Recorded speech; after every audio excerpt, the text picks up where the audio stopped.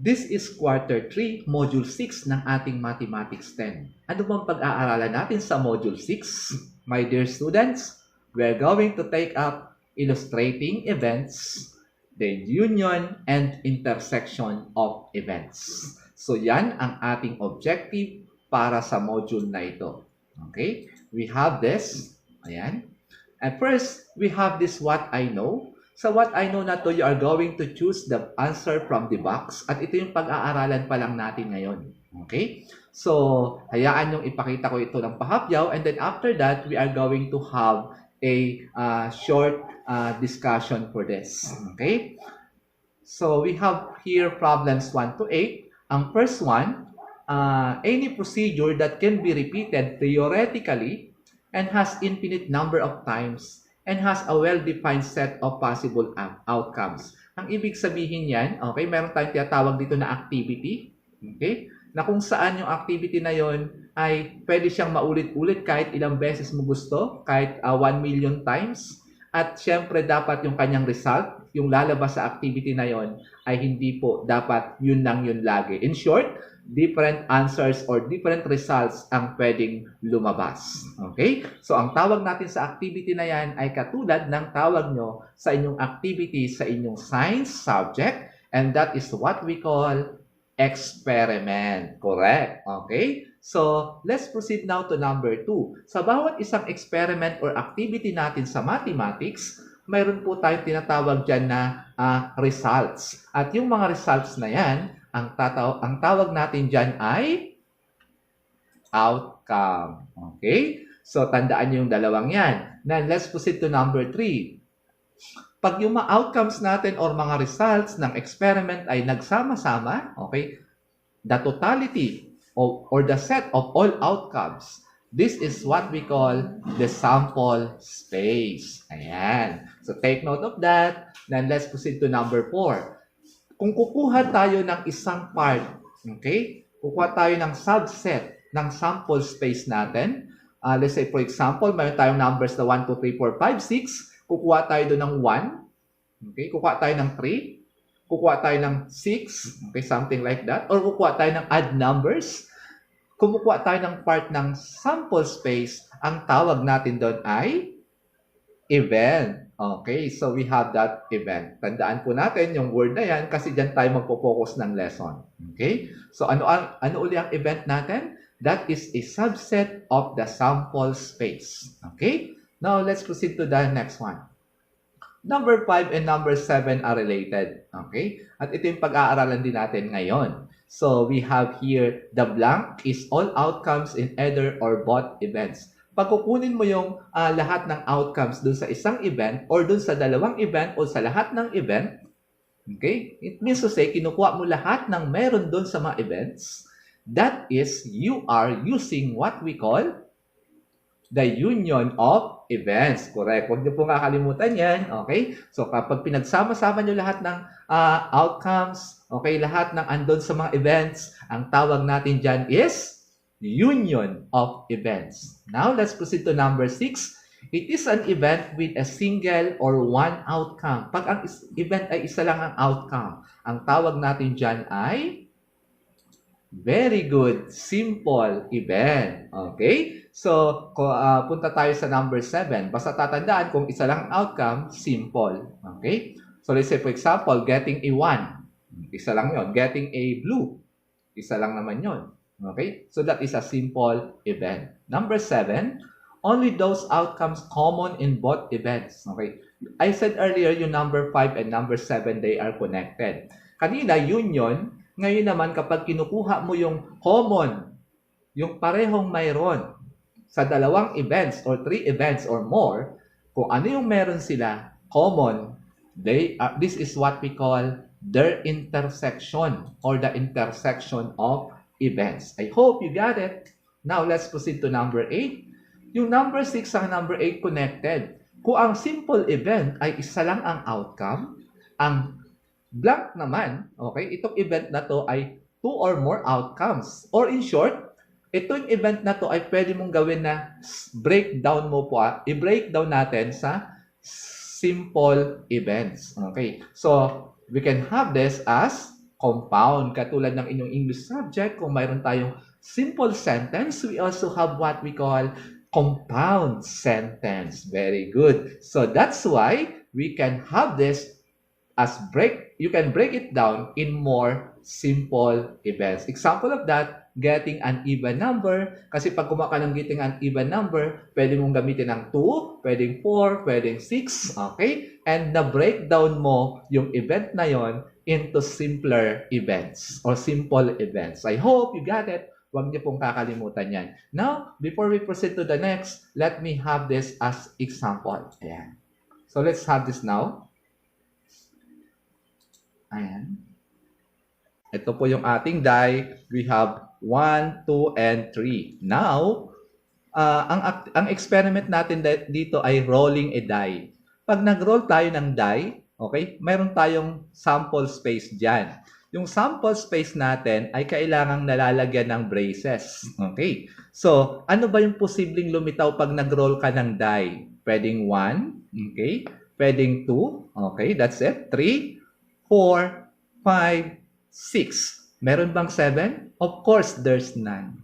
Okay? Dahil 1 to 6 lang po ang lilitaw dyan sa die. Ang tawag natin dito ay sample space. Take note, laging tatandaan na dapat naka-brace po yan. And then, ang symbol natin sa sample space ay uppercase na S or capital letter S. Once na nakita nyo ito sa mathematics, capital letter S, this means sample space. Okay? So, bawat isa dito sa sample space, ang tawag natin ay outcome. Kasi yun nga ang result ng experiment, di ba? So, now, ang gusto kong sabihin dito, kapag kumuha ka dito, for example, ng getting a 3, okay, yung 3 na yon ang tinatawag nating event. Okay? Getting a 5, yung getting a 5 na yon ang tinatawag nating event.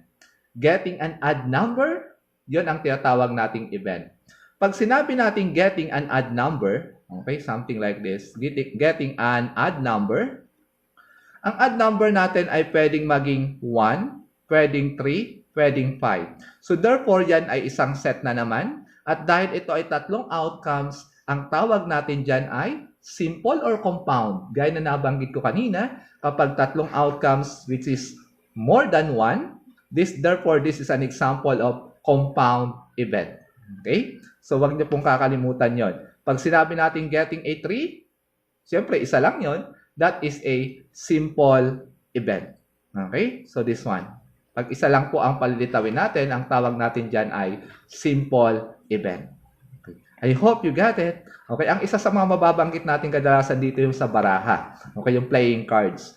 Meron tayong tinatawag sa playing cards na standard deck. Okay? Mahalaga tong word na to kasi kadalasan nababanggit to sa pag-solve ng mga problems natin on these events. Okay? So, pag sinabing standard deck of cards, yan yung lahat ng cards. Okay? Yan yung kompletong set ng card. Okay? Na kung saan nandun ang 13 na hearts, 13 na diamonds. Okay? Hindi ko tinuturuan magsugal dito. Tinuturuan ko kayo para hindi maging ignorant kayo sa baraha. Okay? So, siguro naman nakakita na kayo ng baraha or playing cards. 13 na clubs or flowers. Ayan. At 13 na spades. Okay. So, ito yung ating spades. Okay. Sa 30 na yan, landyan yung ace. Magsimula sa ace or alas. Hanggang sa umabot siya ng 10. Okay. Tapos, dudugtungan nyo ng mga jack, queen, king. Yung jack, queen, king na yon ay mga face card. Okay. So, ang tawag natin sa jack, queen, king ay face cards. Okay. Bakit? Kasi makikita doon yung mga mukha ng mga, ayan, cards. Okay, may face card kasi mga mukha ang nakikita natin doon. Okay, so yung jack, queen, king, okay, meron tayong tatlo para sa hearts. Meron tayong tatlo para sa diamonds. Okay, kasi ganun, maulit din to. So we have sa diamonds, meron tayong from ace to 10, then meron din jack, queen, king. And also with our clubs, from ace going to 10 or up to 10, then going to jack, queen, king, or with jack, queen, king included. And also for the spade, we have also ace up to 10, up to jack, queen, king. So like what I have said earlier, we have 13 hearts, 13 diamonds, 13 clubs, and 13 spades. A total of 52 cards. Yung 52 na yan ang tinatawag natin na standard deck of cards. Okay? So, sana nasundan yan. Okay, ilan uli yung standard deck ng cards natin? Meron tayong 52 cards. Ngayon, ilan ang face card? So, sa bawat isang shape, mayroon po tayo dito na Jack, Queen, King na face card. So, therefore, tatlo. So, 3 times 4, we have 12 face cards in the standard deck of cards. So, tandaan po yan. Yan po yung ating kadalasan ginagamit sa pag-solve ng mga problems natin. Later on our next module. Okay? So, sana nasundan to. Nababanggit din yung spinner natin. Okay? So, pag sinabing spinner, yan ay kadalasan yung nasa color wheel. Okay? So, pwedeng ginagamit to sa mga game show na kung saan may ruleta tayong ginagamit, na kung saan meron din tayong pointer dito, okay? O somewhere here, anywhere. Yung pointer, syempre pag inikot natin yung spinner, hihinto yan. Okay? Lahat ng bagay sa mundo, pag inikot mo, hihinto. Okay? So therefore, pag huminto siya, let's say for example, nakuha mo yung tamang color or tamang number, nanalo ka. Something like that. Okay, di ba? So, minsan kasi pera yan. Okay, minsan 1 million. Minsan naman 0. Wala kang maiuwing pera. So that's it. Ito yung sa spinner natin. I hope nasundan to. Yan yung mga common experiment na ginagamit natin sa problems natin. By the way, we have also this one. Napaka-importante ng tossing a coin. Okay. Sa coin natin, okay, meron tayong kadalasang ginagamit, parang kara-cross to. Okay, na kung saan meron tayong sample space, yung S. At ang lilitaw lang pag nag-toss tayo ng coin ay tao or ibon. Pero sa mathematics, ginagamit natin yung head and tail. Take note, head para sa tao at yung tail para sa ibon. So here, ayan yung sabi ko sa inyo kanina, ulitin natin yan. Meron tayong experiment, meron tayong outcome, sample space, meron tayong event, okay? At yung simple event sa compound event. Meron pa tayong hindi nabanggit na kailangan mabanggit ngayon, yung tinatawag natin na union and intersection of events. Ayan. So, paano yung union and intersection of events natin? Let's say, for example, class, mayroon tayo dito na 2 event. We have event A. And then here we have event B. Okay. So, on this part, we have the numbers 2, 3, okay? And then 5. Then we have 7 and 8. Okay. Kung mapapansin natin dyan, sa ating event A, we have the numbers, or this is the set which consists of 2, 3, and 5. Okay? So, sa B naman, we have the set which contains the numbers 5, 7, 8. Yan. So, ngayon, ang gagawin natin dyan, we are going to have this one, union of 2 events. Union of events. Yan. So, once we have the union of events, ang gagawin natin is we are going to use this symbol. Okay? Yung U. Okay. I will write here A and B. So we will read this as A union B. How are we going to read this again? A union B, which means we are combining all the elements in event A and event B. Okay. So we have now the set. Okay. Which contains the numbers 2, 3, 5. Okay, kung mapapansin natin yung A, 2, 3, 5. Sa B, 5, 7, 8. So, maglalagay sana ulit tayo dito ng 5, kaya lang hindi pwede yon. Bakit? Because sa union, tandaan natin, kailangan minsan lang lilitaw yung number. Take note of that. So, I will not write 5 again. Instead, I will write the other 2 numbers which are 7 and 8. In short, yun yung makikita nating mga numbers sa loob ng dalawang events. We have the numbers 2, 3, 5, 7, and 8. I hope you got it. Okay? Simple, right? Let's proceed now to the next one. So, kailangan ma-take up din natin yung tinatawag natin na intersection. Tandaan, ang union at intersection laging magkasama sa lesson. Okay? Intersection of events. Okay? So, sa event na yan, kung mapapansin natin dito, kinukuha natin dito yung common elements. So, instead na U, ang gagamitan nating symbol ay yung inverted U. Okay? This inverted U is read as intersection. So, therefore, this is A intersection B. Okay? I will repeat. A intersection B.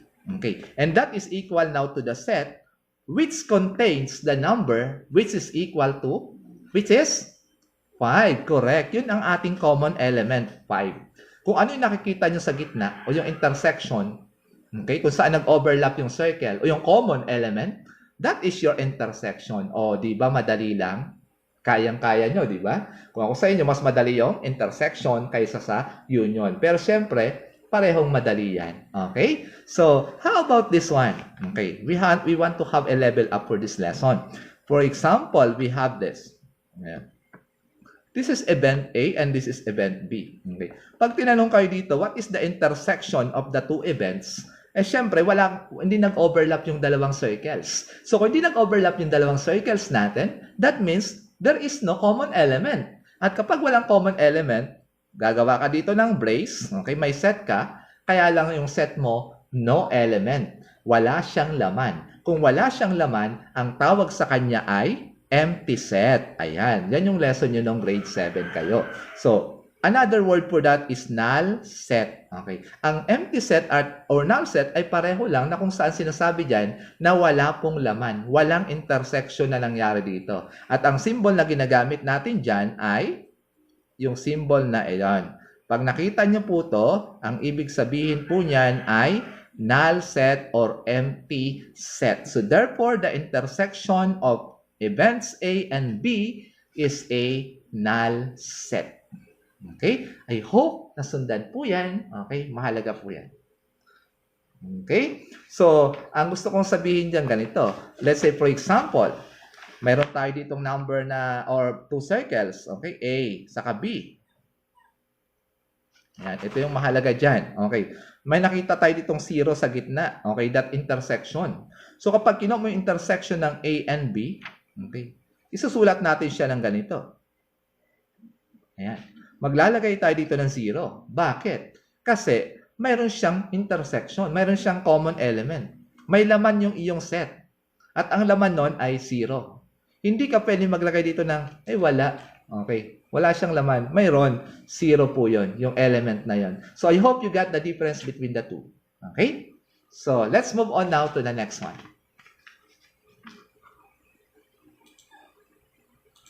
Ayan.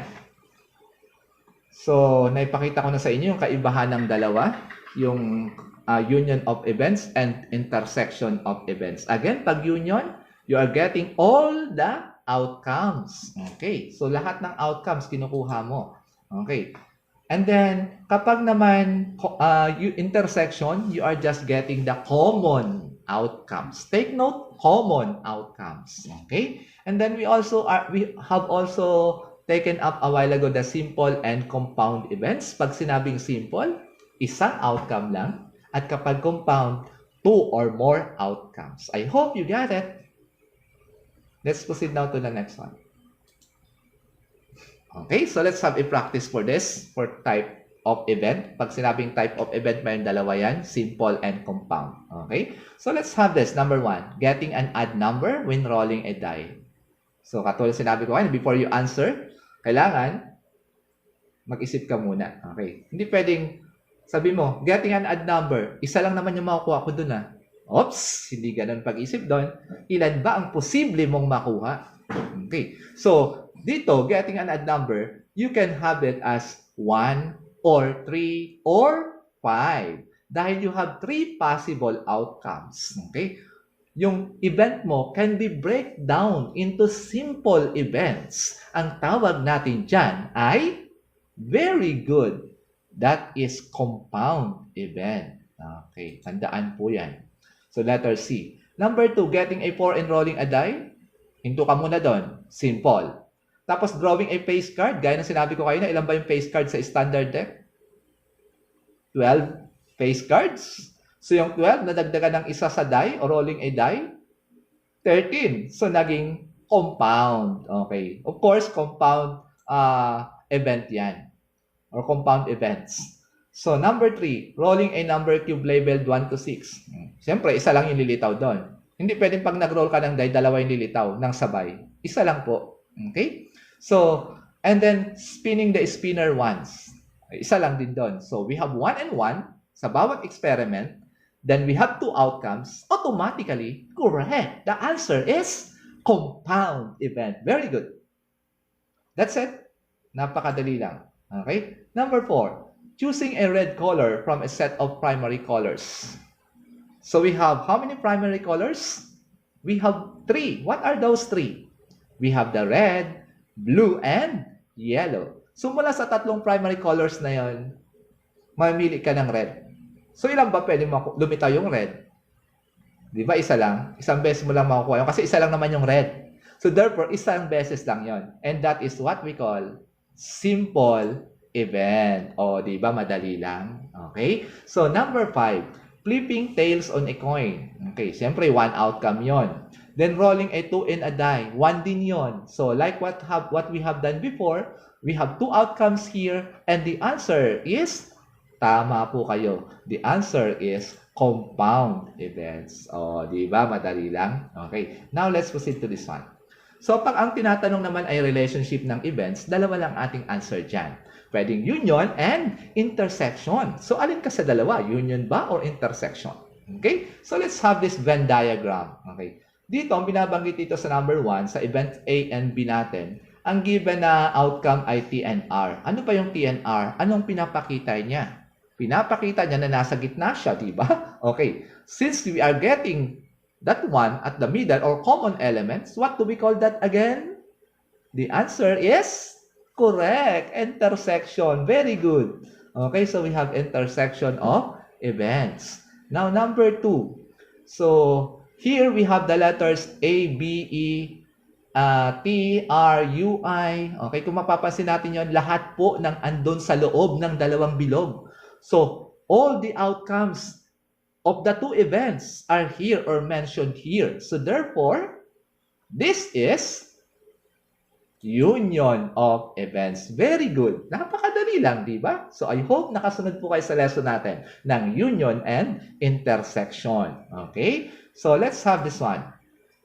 This is another activity. Ang gagawin lang natin dyan ay connect lang natin yung column A sa B. So, let's have this. Number 1, riding a bicycle every day. Ano mangyayari pag nag-ride ka ng bicycle every day? Okay, so ang pwedeng pagpilian natin dito is letter C. Very good. Healthy body, sexy body. O, tara, bike na tayo. Okay, sama kayo. Join me. Okay, that's it. So, let's have number 2. Counting numbers 1 to 10? Of course. No other answer. Letter E. Kasi andun yung 1, 2, 3, 4, 5, 6, 7, 8, 9, 10. Oh, di ba? Madali lang. Okay. So, let's now proceed to number 3. Reciting vowels. Ano ba yung vowels? Yung A, E, I, O, U. That is letter A. Correct. Okay. So, number 4. Sleeping late every night. Wag niyong gagawin to. Late kayong matulog. Wag kayong magpuyat kasi mangyari doon, unhealthy body become sick. Siyempre, ayaw nyo magkasakit, di ba? So, tulog ng maaga mamaya ha, o bukas, okay, everyday. So, ang sagot natin dyan ay B. Number 5, tossing a coin. Pag nag-toss ka ng coin, dalawa lang lilitaw, tao or ibon, or correct, the head and tail. That is letter D. Okay, di ba madali lang, class? Okay? So, number 6, putting contents of basket 1 na may apple and orange and contents of basket 2 na may grapes, pagsamahin together into basket 3. Siyempre, ano makikita natin sa basket 3? Siyempre, yung sagot na letter G, yung basket that contains apple, orange, and grapes. Okay, very good. So, that's it. Let's proceed to number 7, our last number here. So, picking a flower from a basket 1 na may guava, orchids, and atis, and basket 2 na may carrots, mango, and orchids. Take note, anong kukunin natin? Flower? Siyempre, ang flower doon ay yung orchids. That is letter F. Okay? I hope nasundan yan. Okay, very good po kayo. Kayang-kaya nyo, di ba? Okay, so let's proceed now to this one. Okay, what's new? Before we have my more review for this is your building up of your understanding skills, okay, for this topic. Okay? So, we have the problem through the statement true or false. Madali lang to. Kaya lang, pag true or false kasi, biglang sumasagot ng true, false, true, false. No! Before you write or before you answer true or false, make sure nakapag-isip muna kayong mabuti. Okay? So, number 1. Sabi dito, an experiment is any blah blah blah. Okay, nasabi ko to kanina, pwedeng maulit, tapos infinite number of times, tapos well-defined outcomes. Ibig sabihin nun, hindi pwedeng nag-toss ka ng coin, ang lilitaw, head ng head, walang tail. Unfair yon. Okay, may daya yon. Hindi pwedeng nag-roll ka ng die, ang lumitaw laging 1, hindi experiment yon. So, kailangan pag experiment, iba-iba ang lumilitaw. Maliwanag po ba yon? Okay, very good. So, is this true or false? Number 1 is correct. Tama yung sagot nyo. That is ayan. Number 2, a subset of the sample space of an experiment is called an event. Payag ba kayo doon? Siyempre, payag tayo, di ba? Kasi pag sinabing event, ang ibig sabihin nun, part ng sample space or subset ng sample space. O, di ba? So, the answer for this is true. Okay. Number 3, in each toss of a coin, either a head or a tail will appear. May iba pang bang lilitaw? May multo kayang lilitaw doon? Siyempre, wala. Tao, ibon lang yon. Or we have the head and tail. Huwag nang mamiloso po yung iba. Sir, bakit walang ibon doon? Okay. So, dalawa lang yan. Head or tail. Okay? So, this is true for number 3. Let's proceed to number 4. Any event which consists of 2 or more outcomes. Pag mayroon bang 2 or more outcomes, ang tawag ba doon ay simple event? Papayag ba kayo doon? Of course not. Di ba? Hindi tayo papayag doon. Kasi pag 2 or more outcomes, ang tawag natin doon ay compound event. So, ang sagot natin dito sa number 4 ay very good kayo. Ang sagot ay false. Di ba? So, let's proceed to number 5. Intersection of events is the set that contains all the elements. Take note, intersection, lahat ba ng elements sa mga events? Papayag ba kayo noon? Of course, hindi rin, di ba? So, ang sagot natin dyan ay false. Kasi pag intersection, ang kinukuha mo lang yung common elements, hindi lahat. Kaya ang sagot dito ay false. Okay, take note of that. Okay, number 6. Flipping a coin, di isang outcome. Then rolling a die, isang outcome. Yun ba example ng simple events? Of course, that's not example of simple event, right? That is an example of compound event. Kaya ang sagot natin dyan ay false. Hindi tayo makakapayag na yun ay simple events. Compound events yon. Okay. So number 7. The union of 2 events is the set of common outcomes in both events. Pag common ba, union ang tawag doon? Sabi natin kayo na hindi pwedeng mangyari yon. Pag common, ang tawag natin doon ay intersection. So we have false for number 7. O, di ba? So, we have number 8. 1 to 10 lang naman to. Number 8, picking blue marble from a bag containing 3 red marbles and 5 blue marbles. Okay? Is an example of compound event. Okay? Before you answer, ilan ba yung marbles na nasa loob ng bag? Di ba 8? Kukuha ka ng ilan? Take note ha, ilan ang kukunin? Oops, hindi natin alam. Pero, alam natin yung singular at plural, di ba? So, we have here, is it singular or plural? Blue marble is a singular. So therefore, there is only one outcome. And that is an example of very good simple event. Kaya hindi siya pwede maging true yung ating number 8. Ang sagot dyan ay false. Pero kapag dinagdagan ko lang ito class ng S, halimbawa, picking blue marbles.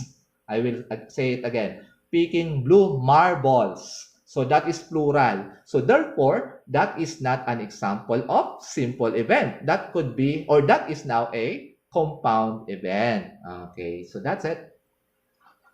Let's proceed to number 9. Selecting a book from a shelf is an experiment. Siyempre, may activity tayong ginawa, di ba? Kung may activity kang ginawa, ang tawag natin doon ay experiment. At siyempre, pag namimili ka ng book ay iba-iba yung lilitaw dyan. Okay? Walang daya doon. True ang number 9. Number 10. The set of outcomes in the event, ang event natin, ito ha, yung may quotation mark, getting the same outcome in tossing 2 coins. Ayan. So, ang event natin, yung getting the same outcome, kailangan ang lilitaw, dalawang same outcome. Okay. Pag nag-toss ka ng coins ng sabay, 2 coins at the same time. So, pwedeng head sa first coin, head sa second coin. Or tail sa first coin, tail sa second coin. Mayroon pa ba ibang sample space na maipapakita nyo na kung saan pareho ang outcome? Di ba wala na? Ang posible lang na lumitaw, dalawang head or dalawang tail. And therefore, matatanggap natin na yung number 10 ay true. Very good. Oh, di ba? Kayang-kaya nyo? I hope nakasunod po kayo sa 1 to 10. Okay? So, I hope na kayang-kaya nyo na po ngayon na sumagot sa lesson natin sa module 6. Okay? So, we have now this one. What is it? Maulit lang yung manabanggit dito kanina. So, we have the definition of the experiment, sample space, the events, union, and intersection of events. Okay? So, pag sinabing experiment, gaya ng sinabi ko kayo ng mga activity natin yan na kung saan mayroon tayong outcome na iba-iba at kung saan pwede nating ulit-ulitin yung ating ginagawang activity ng kahit ilang beses or infinite number of times. Okay? So, that's it for our experiment. At kapag naman tinawag nating outcome, yun yung mga result sa experiment. Bihira makita tong sample outcome. Kadalasan outcome lang ha. Okay. So, hindi ko lang kung sino may gawa ng module na to. Okay. So, check natin. Outcome lang po. And then, sample space, nasabi ko kadalasan nakasulat sa capital letter S or uppercase S. And that is the totality or the set of all outcomes. Basta pag nilagay mo lahat ng pwedeng lumabas, ang tawag natin doon ay sample space. At tandaan, dapat mayroon pong brace doon sa sample space natin. Okay? Kasi set po yun. Okay? Let's proceed now to the next one. Examples of sample space, pansinin natin to sa rolling a die. Okay, lagi nababanggit yan. Ang ating sample space ay yung set na 1, 2, 3, 4, 5, 6. Finite siya, finite, dahil sa hanggang 6 lang. Okay, walang 7, 8. Okay, kasi yun lang ang pwedeng lumitaw sa ating die. Okay, I hope that's clear. Pagdating sa tossing a coin, syempre dalawa lang dyan, head or tail. Okay, I hope you got it. So we have this one, turn on a blue or light bulb and make sure it's light one. Useless to. Okay, kung sino may gawa ng module na to, dapat hindi kasama to example na to. Okay, so number 4, flip 2 coins and observe the sequence of heads and tail. Okay, ang ginagawa natin dyan, dalawang coins. Sabi ko kayo na pag nag-flip ka ha, okay, so hindi mo ihagos yun, nag-flip ka lang. And then, ang pwedeng lumitaw dyan sa sample space natin, we have HH, we have HT, TH, TT. Okay. Wag niyo sabihin, sir, pareho po yung HT sa TH. No. Ang gustong banggitin dito, head sa first coin, tail sa second coin. While on the other one, tail on the first coin, head on the second coin. Oh, di ba? Magkaiba sila. Okay. So, I hope you got it. Maliban dyan, wala nang ibang sample space. Okay? So, yung number 5, hindi na rin kailangan yan. So, advanced mathematics to, dapat hindi kasama to. Just in case na meron kayong tanong about this, PM nyo lang ako, and then I'm willing to answer that. Okay? So, let's proceed now to the next one. Pag sinabi nating subset or part of the set, syempre, yan yung ating event, di ba? Okay, paulit-ulit lang tayo dito, class. Okay, so event ang tawag doon. At sa example 1 natin, rolling a die, mayroon tayong 2 events dito, yung A at B. Okay, sa A, the outcome is add. Syempre, pag add number, 135. The set which contain 135. Okay, and then the outcome is at least 4. Okay, dyan medyo mapapaisip kayo ng onte. Kasi pag sinabing at least 4, you are referring to the minimum. Correct, the minimum. Pinakamababa dapat ay 4. So ano ba yun? 4, 5, 6, di ba? Oh, may 7 ba? Siyempre wala. Kasi nasa focus tayo ng rolling a die. So therefore, we have 4, 5, 6 doon sa at least 4. Basta tandaan, pag sinabing at least, you are referring to the minimum. Okay? Sana clear po yun. Let's proceed to example 2. Nakapokus pa rin tayo sa rolling a die. But this time, yung event C natin, the outcome is at least 7. Okay. Gaya ng sinabi ko sa inyo kanina, okay? Pag wala nakalagay, pwede tayong gumamit ng symbol na, ayon, yung nakikita dyan. So, yung symbol natin kanina, i-refresh ko lang ha. Okay, doon tayo sa ating, ayan. Ito po. Ayan. Yung symbol na ayan. Ang ibig sabihin nito ay null set. Okay. Kasi pag sinabi natin at least 7, okay, ang numbers lang natin kasi doon 1 to 6. Okay. Ang at least 7 is 7, 8, 9, and so on. So therefore, hindi siya pwedeng makita doon sa 1 to 6. At dahil wala siya, tama po kayo. Maglalagay tayo dito o doon ng null set or empty set. I hope you got it. Let's proceed or go back to our presentation now. Ayan. So So sa presentation natin sa ating number or letter D, ang event D naman natin, the outcome is either odd or even number. Okay. Siyempre, pag either odd number or even number, ang ibig sabihin nun, pinagsama mo yung odd and even, di ba? Okay. So, ang ibig sabihin din nun, andun yung 135, andun din yung 246. In short, bumabalik ka dun sa sample space na mayroon kang 1, 2, 3, 4, 5, 6. O, di ba? Madali lang. Okay. So, basta tatandaan nyo lang, class, para mailagay ko na kayo sa advanced lesson natin next week or next week pa. Gamit na gamit to hanggang sa ating last lesson ng quarter 3. Every time na makikita nyo yung or conjunction na or, you are referring to union. Okay? You are combining all the elements, okay, or outcomes. Again, kapag nakita nyo yung or, lagi nyo gagamitin ang union. Okay? Wala na pong doubt dapat sa utak nyo doon. Okay? I hope you got it. Let's proceed now to this one. Ayan. So, nasa last part na tayo. Kaibahan ng simple and compound event. Napakadali lang nito. Pero balikan pa rin natin. Pag sinabing compound, can be breakdown into 2 or more simple events. Okay. So, let's have this one. Rolling a die. Oh, may tayong one outcome doon. And spinning a wheel or color wheel. Another outcome. Ilang outcomes meron tayo? Siyempre, 2. Ibig sabihin yan, compound or simple? Of course, compound event. Okay? So, number 2, getting an even number from rolling a die. O, doon pa lang, nag-roll ka ng die, ang kukunin mo even number. Ano ba even numbers? 2, 4, 6. So, doon pa lang, compound na. Eh, may karugtong pa, oh. And a head in tossing a coin. So, nadagdagan pa lang isang outcome. Yung compound mo, lalong naging compound. And that is what we call, now, compound events for this one, number 2. How about number 3? This one, nabanggit ko na to kayo na, getting an odd number when rolling a die. Pag nagkuha ka ng odd number, yung event na yon, mabi-breakdown yon into simple events. Pwedeng 1, pwedeng 3, pwedeng 5. Therefore, dahil pwede siya ma-breakdown into simple events, ang tawag sa kanya ay compound events. By the way, dito madaming mga turo sa internet na hindi maayos, okay? O hindi maganda. I mean to say, wag niyong paniwalaan po 'yon, okay? Kasi sinasabi diyan minsan yan ay simple event. But I will tell you that is an example of compound event. Sa akin po kayo maniwala, ha? Okay. Trust me, hindi ko kayo ililigaw. Okay? So, that's it. Sana nasundan niyo. Ayan. So, punta tayo sa union of events. Nabanggit na to kanina. Pag mayroon tayong union, gumagamit tayo ng symbol na yon, yung U. And then, pagsasamahin lang natin lahat ng numbers na nakikita nyo dyan sa loob. Kung may nakikita kayo dito na common element or number, huwag nyo pong ulitin ang pagkakasulat sa inyong union of events. Kailangan po isang beses lang lilitaw. At hanggat maaari, pag sunod-sunod rin nyo na yung mga number from in ascending order, from smallest to highest. Okay? So, or biggest. This one, we have the numbers 1, 2, 3, 4, 6. Yan ang union ng events A and B.